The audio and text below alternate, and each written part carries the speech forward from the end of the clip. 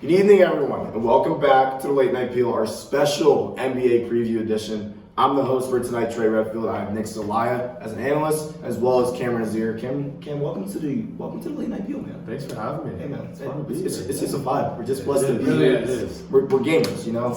We got my boy Brian Coleman shouting with us. Brian, say hi. No, don't go in the camera. There we go. There you go. Anyways, all right. Let's get right into it. We wanted to do this. We get to do this, I guess. So now we're going to start with the teams. It's been a long time coming. Yeah, it's been a long time coming. We're excited. But hey, gentlemen, who are the underperformers this year in the NBA? Cam, you go first. Tough one. Underperformers.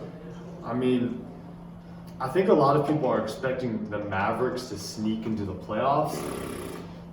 I don't really see it. I understand the Doncic-Porzingis duo. I don't even think that's all they have, though. I mean, they haven't looked terrible in the preseason. I just don't think they even inch toward the playoffs. I feel like the chemistry's going to take a while. I think both them and the Timberwolves, because I just think that the Timberwolves are such an inconsistent team. That's a team that's going to underperform. No way the T-Wolves. I don't think the T-Wolves are going to make the playoffs, but Yeah. I think that people are expecting Cat to have a breakout season because he's been on the fence these past couple seasons, and people are looking at him. Is he a player that deserves, more money than he's getting from the Timberwolves at this moment? Mm-hmm. So I'm going to say either the Mavericks or the Timberwolves in the West.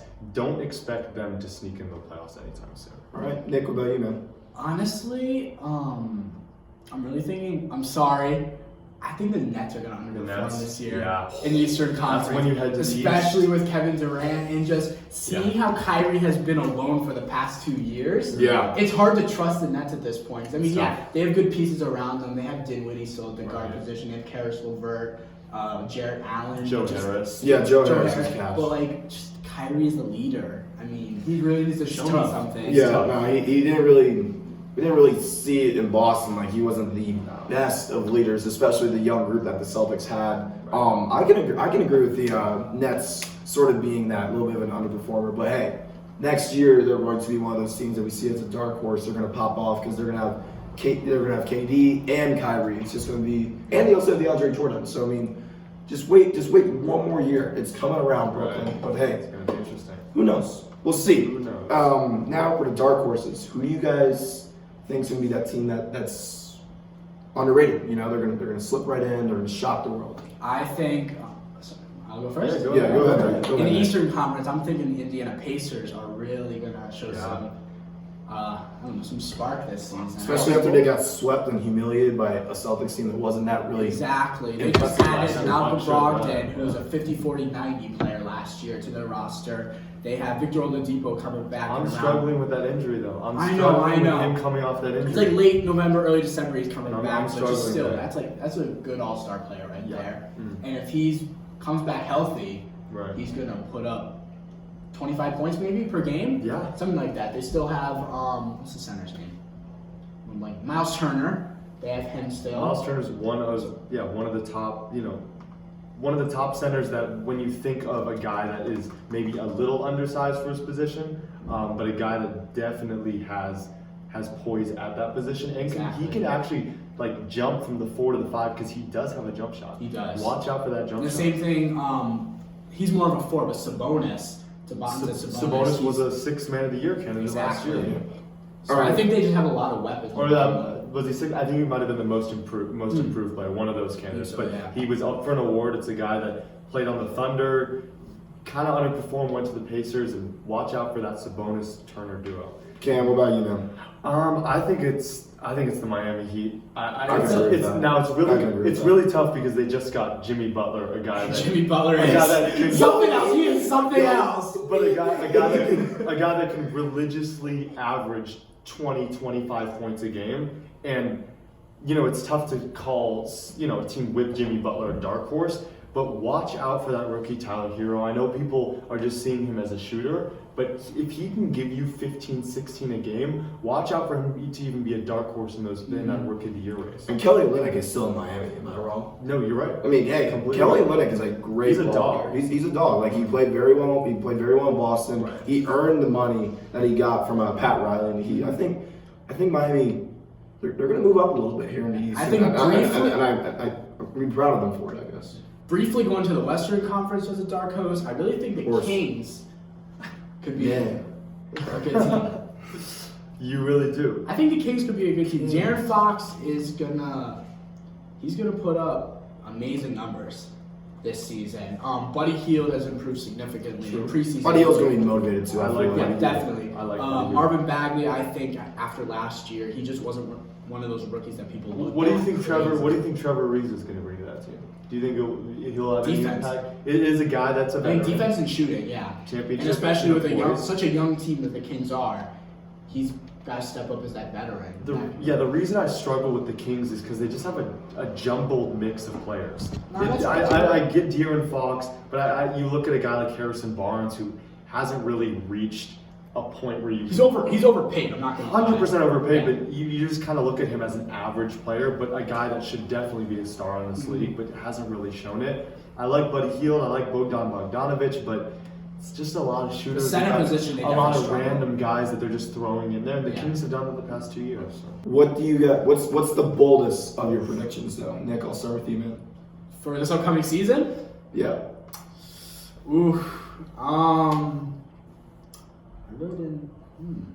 Think of something really bold. Anything that pops out to you. Really bold. You want me to start? How about I give one? I'll give one. Right, Celtics are gonna be a 2 seed this year.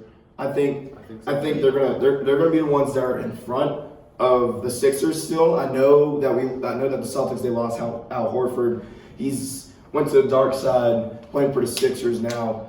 I just feel like Robert Williams is going to give that team a chance. They never talked. We haven't really talked much about like that Celtics backcourt, but Gordon Hayward is still there.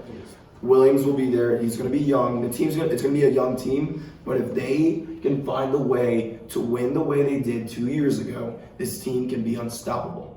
What about you, Ken? Bold prediction? I don't think anyone that was picked in the top 10 in this draft is going to win Rookie of the Year. Really? I don't think so. I do not think so. When I say watch out for Tyler Hero, I'm telling you to watch out. You think he'll win Rookie of the Year? I'm telling you to watch out for Tyler Hero. I'm going to just tell you right now. Now, it might struggle in obviously the rebounding department, but watch out for a guy that can shoot the ball lights out. Who cares about the rebounds, man? It's all about the points. He can facilitate, and I understand you're looking at all these guys. Another guy that you want to look at, MPJ. A guy that did not play last year. You're pulling up. Technically, he can win Rookie of the Year this year. The issue with Michael Porter Jr. is coming off the bench in Denver. I'm struggling with that. I think that Denver team is so stacked in their starting lineup that he could be a duo. He could win Rhodey and six man. Very possible, but I don't see. I'm not really banking on the top 10 in this draft really putting up huge numbers compared to a guy maybe later in the draft. And if I'm going to give one other rookie, Nasir Little. Watch out for Nasir Little. I think this Blazers team is going to be an unbelievable team in the West. And Nasir Little getting picked at number 25, I thought that was crazy. Yeah. All right. Do you have your bold prediction? I've been thinking about this a little. Either the Warriors or the Rockets are going to lose in the first round of the playoffs this year. What? Yep, one of them are going to lose. I have been saying this since Westbrook went to Houston.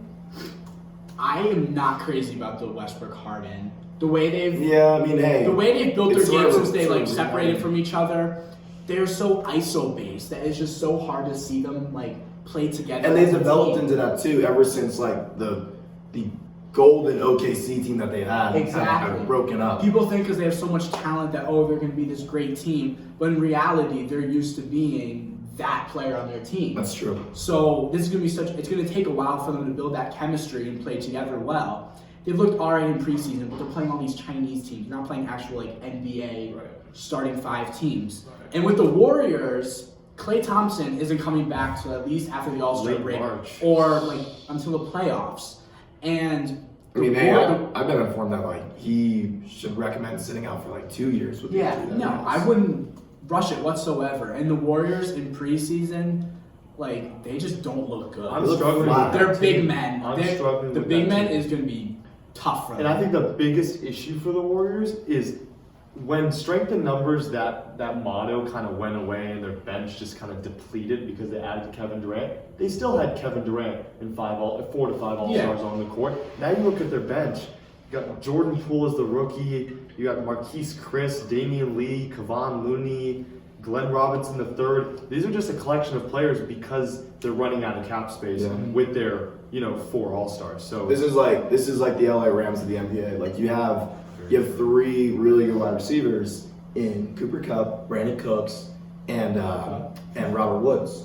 But who else? Who's behind them? They went from the small forward position. They went from Kevin Durant to Glenn Robinson III. And that's last time we heard about Glenn Robinson III, he won the slam dunk contest, and then you never heard about him again. That's normally how it goes down, unless your name is Zach LaVine. But yeah, that's true.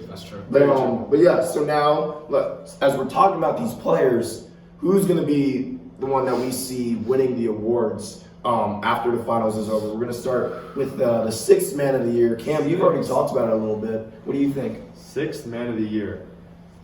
I think if Lou Williams comes off the bench enough, because I always struggle with Lou Williams. He started a couple games last season, more than a couple. So you don't games. think he's deserved the award like past couple? I think he deserves an award. Just not 6th man. I'm struggling with 6th man because he started. He's a veteran that started so many games that you bring him off or you bring him on after 5-6 minutes and you're telling me a guy that closes the game is your 6th man. I'm struggling with that. I think it's Lou Williams again. Even though he's been through all that. And I look at Kawhi Leonard, Paul George, I understand the playmakers they have on that team. I think it's good that he comes off the bench still. I agree. You can have like a good team, but you can't have all your guys out there starting, I mean, I just like the way Doc Rivers is able to use him that way. And if it's not Lou Williams, I would look at a couple players that might come off the bench for a team like the Nuggets or the Jazz. Obviously, it's tough because we're not sure about their actual projected lineups because that can always change. Of course. But watch out for teams that are definitely going to be in the playoffs, definitely going to be a great team, but they have so much depth that a guy that comes off the bench could be that star factor.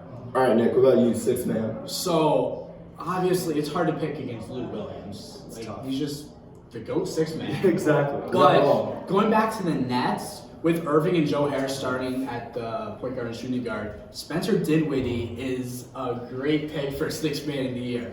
I watched that man play live last season, and he just gets buckets. Watch out. That dude can put up 20, 25 any night he wants. Right. And another pick I might have is JJ Redick if he comes off the bench. I think he's starting for that team. You think he's starting? Oh yeah, definitely, especially with Zion. There's a reason he signed there. He signed there to be a veteran presence and as a starter. And have the experience too. Exactly. His playoff streak is up for grabs this year. Exactly. So. Okay, I'm looking at this now. They have Lonzo Ball, Drew Holiday, You got Brandon Ingram. Zion, Derek Favors. Okay. And Zion's JJ injured. off the bench. Zion's injured. Are you Okay, so you put Jahlil Okafor in. Or are and you move Derek Favors to the power forward, where he originally began in the NBA. possible? But I think JJ Redick to start the season. As shooting guard or small forward? I'm putting him at shooting guard. So do you bench Ball or Drew Holiday?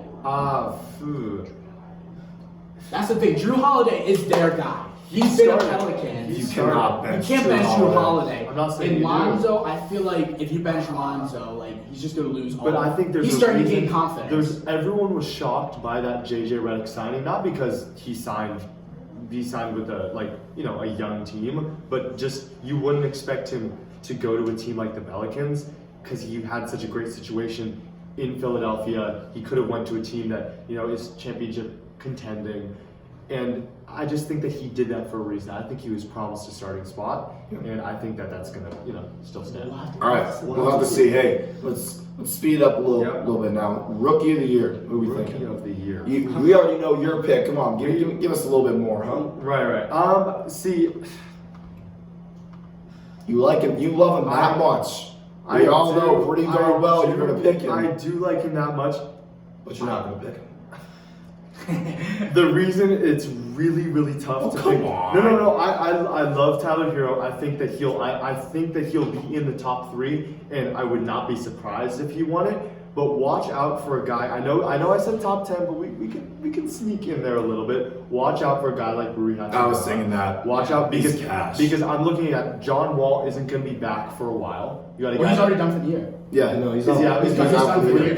Okay, because he could have come back right for the playoffs, but anyway, the Wizards Don't want to do The that. Wizards aren't making the playoffs? I'm saying right before playoff time, Yeah. the Wizards aren't making the playoffs. Watch out for Rui Hachimura because I think he's going to get some pivotal minutes on that. Oh, he's team. gonna get some. He's gonna get a lot Because of time. they need to find another guy. Yeah. Bradley Beal, next to John Wall. He's the Robin. He's nothing else. He's He is. Robin.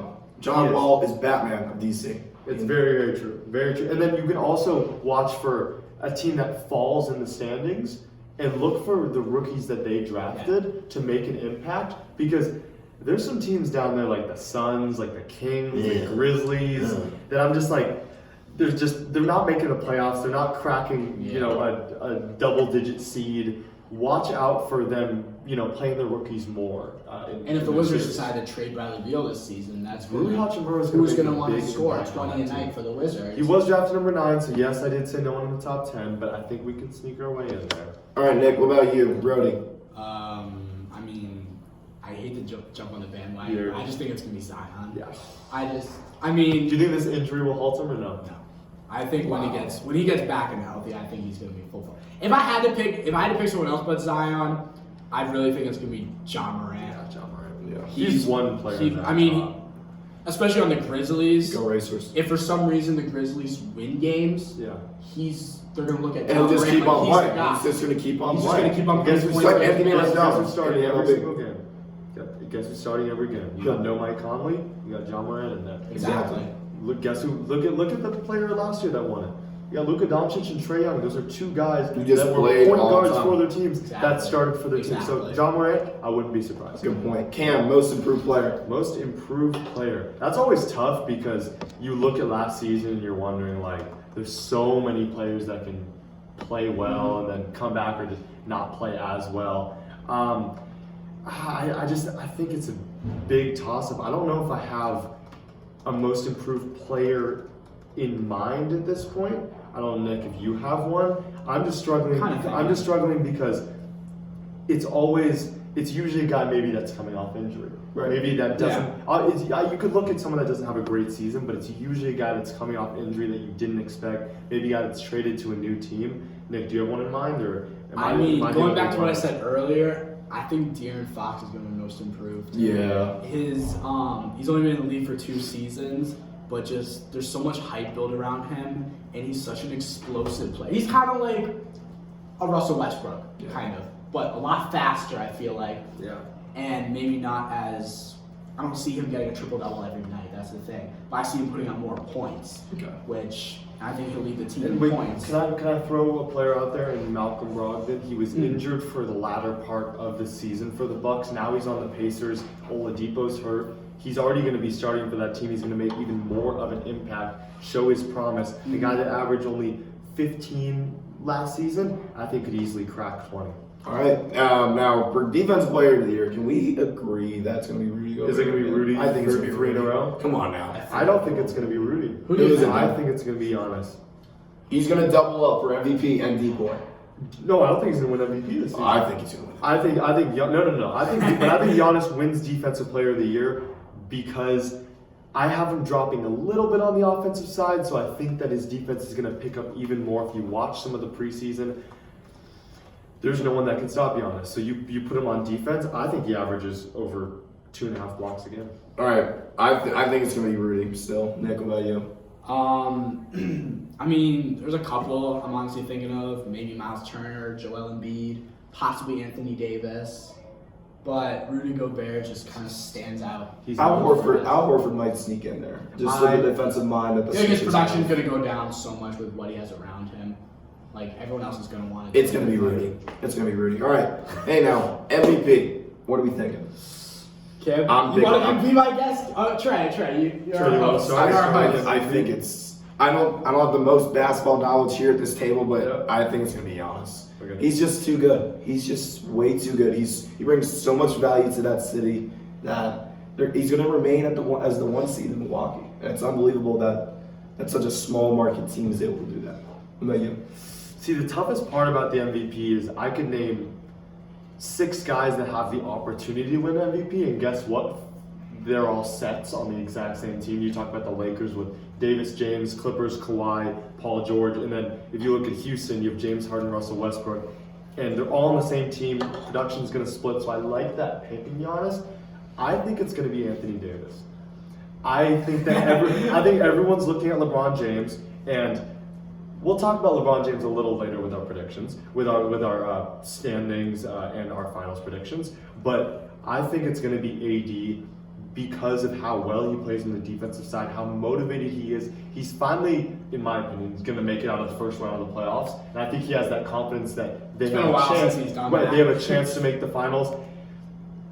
Of course, yeah, he made it out of the playoffs. They swept Portland year, but since then, I just think that he knows he has a chance to make the finals, and a good chance to make the finals. He'll come in with a whole new fire, a whole new confidence. You got a guy on LeBron James next to him who's going to facilitate, who's going to get every board, dominate on the glass. Anthony Davis. All right, so really quickly, I'll go through. I have one I think is just going to win by a landslide, and I have one who could possibly sneak in there and have a great season. I think LeBron is just going to win MVP this year. There's no way he misses the playoffs again. Yeah. It's just his time he's heard it all. Like, he just has to go off this season. He can cakewalk to 27, 8, and 8, so. Exactly. So. He was injured for most of the last year. And then the one guy that I could see possibly sneaking in there is Damian Lillard. Tough. He has the ability to average 30 points, in my opinion. All right. You don't think CJ McCollum? I think CJ's good, but I think Damian Lillard just is on another level. And that momentum from that buzzer beater in the playoffs last year. Right. All right, standings. Nick, let's hear your 8 from the West. Nick Cam, I'm gonna hear your 8 from the East. So Nick, you're gonna go first. All right. Oof. So, should I start at 8? Want me to go start at 8 and then go? I'll start at 8 to go to 1. Make it quick. Let's go number 8. All right, 8. I think the Kings. I think they sneak in at 8. I think they get there. 7. I'm gonna go with Utah. Rapid fire. We're not gonna have a crazy season. 6. I'm going with the Rockets. 5. I'm going with Trailblazers. 4. Oh God. Nuggets. 3. I forgot the Warriors. Yeah, are you taking the Warriors out of the playoffs? No, I gotta put the Warriors at 7 and move everyone up 1. Okay. So then at 2 I have Clippers and 1 Lakers. Okay, I respect that. I'm gonna go East. I have 6. Oh, you want me to go 8? Yeah. At number 8, I have the Pistons. They're just going to have the exact same season they had last year. I have the Nets at 7 because I think the East is so wide open. Irving's going to get them there. Like I said, I love the Heat. I have them at 6. Pacers at 5. I think Victor Oladipo is going to come back and do something there with Brogdon. Raptors at 4. Bucks at 3. Celtics at 2. And I have the Sixers winning the Eastern Conference. Oh my God, you got the Sixers. I have the Sixers winning the Eastern Conference. Yeah, they'll still win the East and they're going to lose every single freaking game to the Celtics. I don't care that Big Al is in Philly now. Celtics, they manhandle Philly. That's just the way it is. Okay. So now, Cam, Western Conference. What is rapid fire? What do you think? Rapid fire. I'm going 8 Spurs. I think they keep it up. 7 Warriors, 6 Jazz, 5 Nuggets. Lakers end up at 4. Blazers 3. Watch out for the Blazers. Rockets at 2. I think everyone is underestimating the Rockets. And I have the Clippers finishing at number 1. Pretty exciting time in LA. Yeah, Nick, definitely. you're East. All right, so I got 8 Bulls, 7 Hawks, 6 Celtics. No, 5, come on. yeah. What? Shut your mouth right No. now. Shut your mouth. He finished me at Bulls and Hawks. 5 Nets, 4 Raptors, 3 Pacers, 2 Sixers, 1 Bucks. You are putting the Boston Celtics 4th in the Atlantic Division. You're leaving the Heat out of You're leaving the say that for me. Say that. You're leaving the Heat out of a wide open Eastern Conference. I'll talk to you in April. Okay. I'll talk to you in April. Okay. All right. Yeah. Sounds good. Yeah. Head out. Yeah, Because the sounds Celtics are not going to be a 6 seed. They are going to be a 6 seed. Oh my Okay. God. How have the Hornets been the past 7 years? I don't care about the Hornets. Kemba Walker's cash. All right. How's Jason Tatum last year? How was Jalen Brown last year? Yeah, they're all right. Yeah, we're all right. But yeah, so now let's dig into the predictions for the NBA Finals. Are we not going to give our opposite predictions? You're not going to take my West and Nick's East? We're running out of time. Running out of time? unfortunately. So Okay. Finals. I'm gonna go first and say this. Celtics. I don't think they're gonna make the Finals, unfortunately. Okay. But anyways, my take is that it's gonna be Clippers over Bucks in 6. What about you? Lakers over Bucks in 5. Wow. I have Lakers over the Sixers in 7. Eli. Now Eli, our guest who wasn't able to make it tonight, he had these. I believe it was the Clippers over the. Of course he did. Yeah. Of course he did. The Clippers As a over the Clippers fan. Sixers in 6. So Who are your Finals MVPs? Finals Throw MVPs. that one out there. For me, it's gonna be Paul George. I think. Wow. What about you? Step up. I have LeBron James. What are the Finals MVP? LeBron James. All right. All right. We have our shadow guest here, Brian Coleman, as well. Brian, what do you think? I think it's going to be the Clippers over the Bucks in 6 games. I thought you MVP. were going to say Nets. Kawhi Leonard. Kawhi Leonard. All right. Well, sorry, this was kind of long. We got a lot to talk about. It's gonna be a really good season. But thank you guys for tuning into Late Night Peel once again. We're back tomorrow with a World Series preview. Nothing wrong with that, right? I think we have 3 videos this We week. have 3 Wow. videos. 3 videos this week. 3 Triple videos it up. this Oh week. my god. Brian's Triple gonna, our subscribers. Brian's gonna join us on a phone call for a World Series, so make sure you guys tune in. The first Everyone phone wish call. Brian a safe flight back home in North Of course, you Carolina. have to. That's right. But yeah, thank you guys for tuning in. Catch y'all on the flip side.